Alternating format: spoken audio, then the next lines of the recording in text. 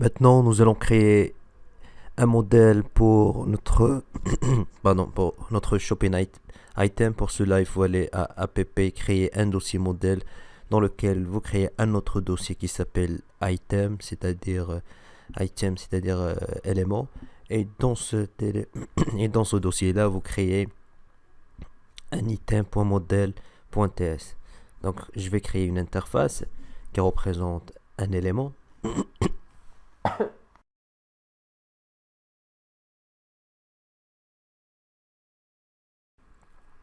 Nous allons avoir un key, c'est la clé de notre produit.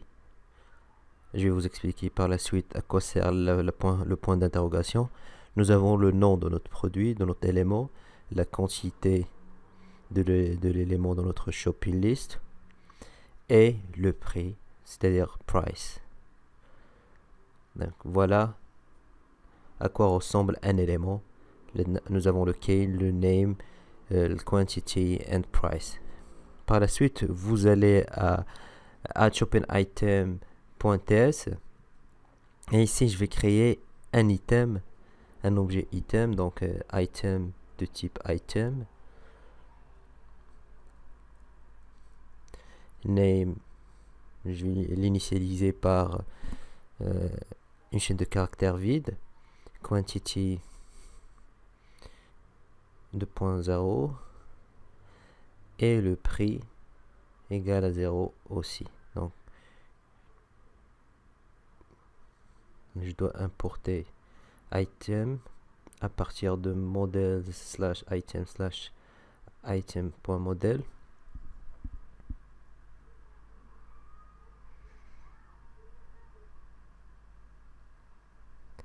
Et ici je vais ajouter ngModel à chacun des inputs. Donc pour le nom c'est ngInput ngModel pardon égale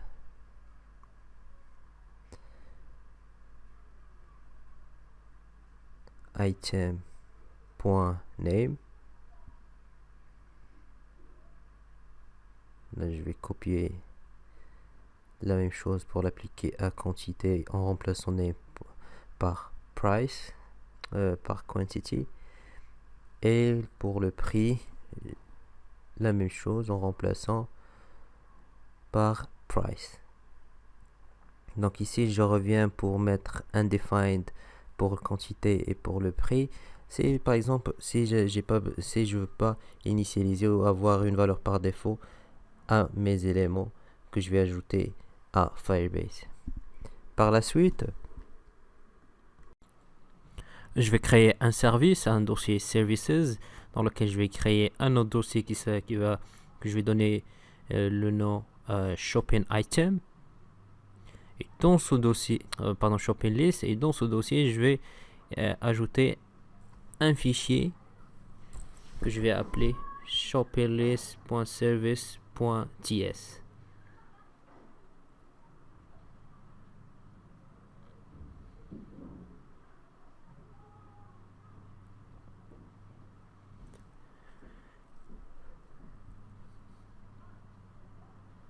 Je ferme les autres onglets ouverts. Maintenant, je vais créer une classe shopping list service. Donc, export class shopping list service. Donc, j'aurai besoin d'avoir un constructeur pour pouvoir injecter AngularFire Database. Donc, pour cela, je dois faire appel au décorateur injectable. Par la suite, je dois importer injectable à partir d'Angular Core.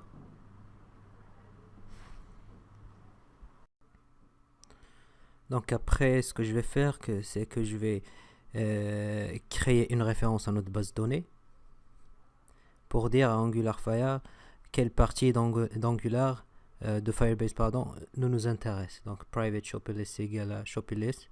Mais idéalement, nous aurons besoin d'avoir une référence à shopping list, la liste des shopping lists à l'intérieur de Firebase. Donc par par cette occasion, je vous invite à visiter ce lien, c'est très intéressant. Donc ce qu'on va faire maintenant, c'est qu'on doit déclarer ou bien avoir une référence à AngularFi Database en créant un private DB AngularFi Database, et on doit importer ça à partir d'Angular Fire2/database, et une fois que nous avons cette référence, on peut l'utiliser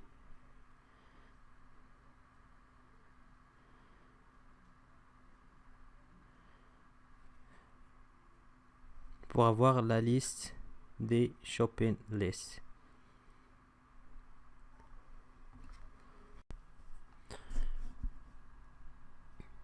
Donc je dois importer item à partir de model item/item model.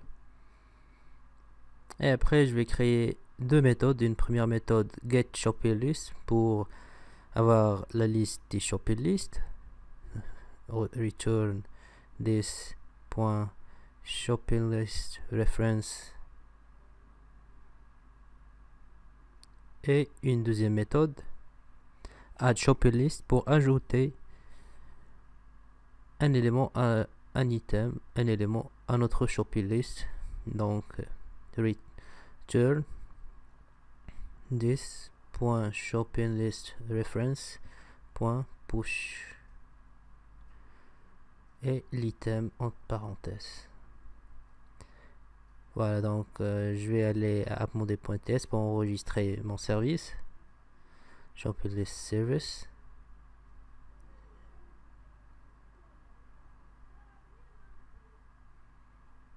Ça doit être importé à partir de cvc/shoppinglist/shoppinglist.service. Enregistré.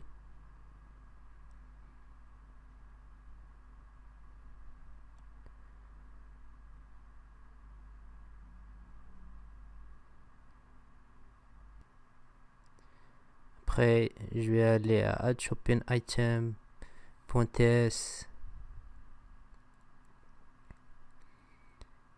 pour créer add item qui prend paramètre un item, et ici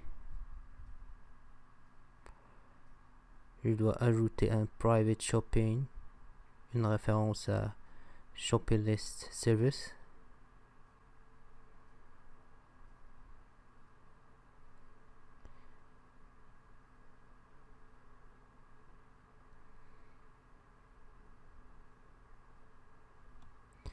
This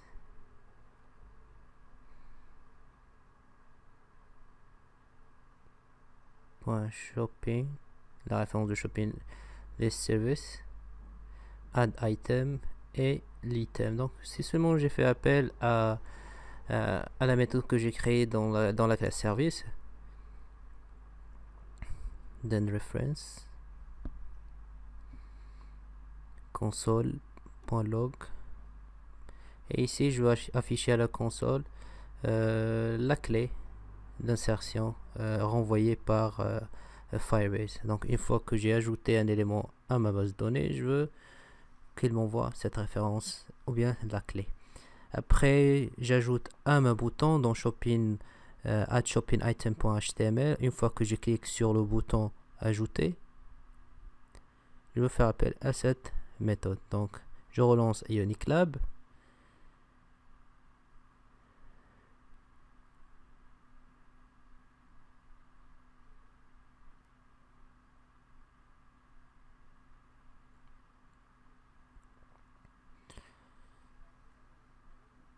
C'est un peu long, mais on doit attendre un petit peu.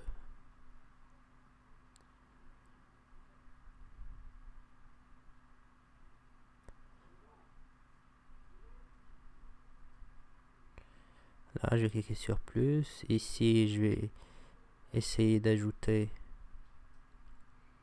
un élément. Après, donc, ce qu'il faut faire, c'est qu'il faut aller à Firebase et aller à Database, et vous allez trouver la base de données que vous avez créée. Donc maintenant, comme vous avez vu, il n'y a aucun élément dans la base. Maintenant, je vais essayer d'en créer un.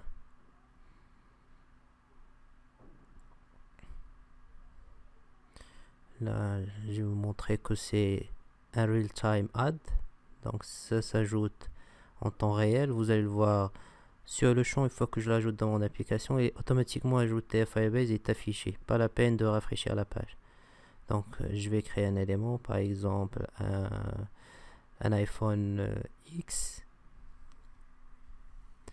quantité 1, le prix 1500, ajouter, et ça doit apparaître sur le champ comme vous l'avez vu et ici. Donc voilà la clé de l'ajout de mon item. Comme vous voyez, iPhone X, le prix et la quantité.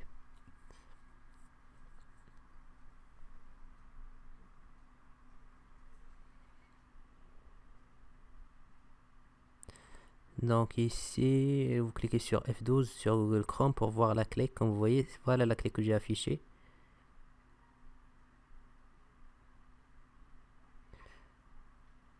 Voilà, ça égale exactement la clé sur Firebase.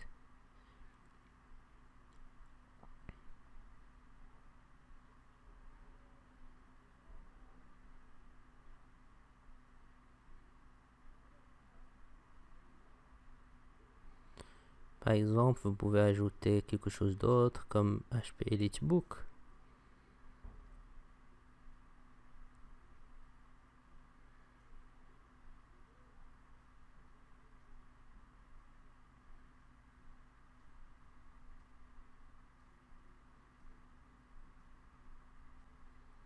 Quantité égale à 1 et le prix 1200. Cliquez sur ajouter, ça doit être ajouté dans la base de données. Voilà, nous avons un deuxième item et la clé que j'ai affichée pour voir que ça marche. Donc, par la suite, vous pouvez supprimer cette ligne de console.log.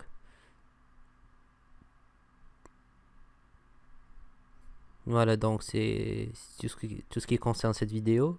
Si vous avez des questions, n'hésitez pas. Si il y a quelque chose qui n'est pas clair, on peut le clarifier encore plus.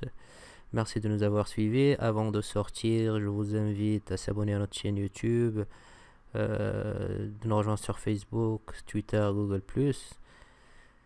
Merci beaucoup et à la prochaine vidéo. Bye bye.